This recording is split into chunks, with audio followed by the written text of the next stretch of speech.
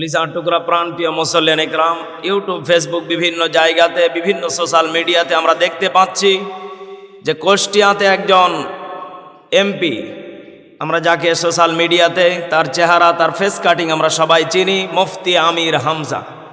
ওনাকে নিয়ে এখন সোশ্যাল মিডিয়াতে যে পরিমাণ তোলপাড় চলতেছে, আসলে আমি জেনে দেখে পুরোটাই অবাক হয়ে গেলাম। উনি একটা কথা বলতে গিয়ে উনি বলেছিলেন যে কুষ্টিয়াতে ওপরওয়ালা বলতে কেউ নেই, এ কুষ্টিয়াতে ওপরওয়ালা আমি।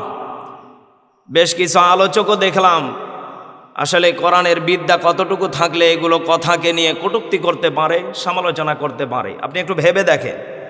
আমি যতটুকু জানি মেডিকেলে উনি গিয়েছিলেন তথ্য নেওয়ার জন্য।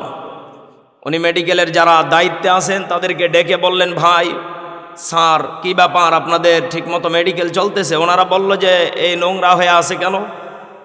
তো ওনাদেরকে কথা বলার কারণে ওনারা বলল যে এগুলো আমাদেরকে করার জন্য নিষেধাজ্ঞা করা হয়েছে।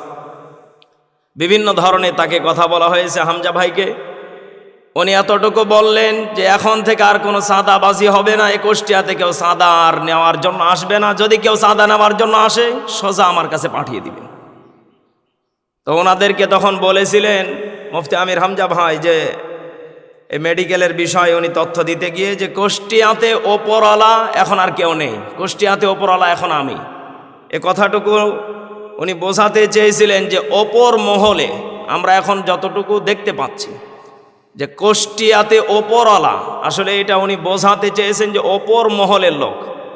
আমরা যখন ছোটোবেলা স্কুল কলেজে যখন আমরা পড়াশোনা করেছি তখন আমাদেরকে স্যাররা হঠাৎ করে একদিন ডেকে বলতো, বাবা তোমরা একদিন বসো, আজকে তোমাদের ওপর থেকে স্যার আসবে। আমরা মনে করতাম যে ওপর থেকে স্যার মানে কি, আল্লাহ কি পাঠাবে নাকি? এই যে আমাদের এই ভুল ধারণাগুলো এখন আমরা বুঝতে পারছি যে ওপর মহল থেকে, মানে ওখানে একটা দায়িত্বশীল কিছু কর্মকর্তা লোক আছে যারাকে ওপর মহলের লোক বলা হয়, তারা এখানে এসে ভিজিট করবে।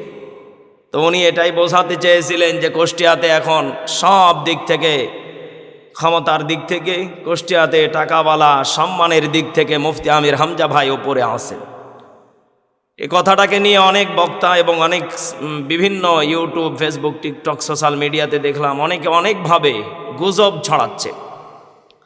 আসলে এভাবে যদি ইসলাম যদি চলতে থাকে, ইসলাম ধর্মে যদি এভাবে যদি কেউ কারো যদি গীবত করতে থাকে, নবী করিম সাল্লাল্লাহু আলাইহি ওয়াসাল্লাম বলেন অতি নিকটে জামানার ওপরে আবারও গজব নেমে আসবে।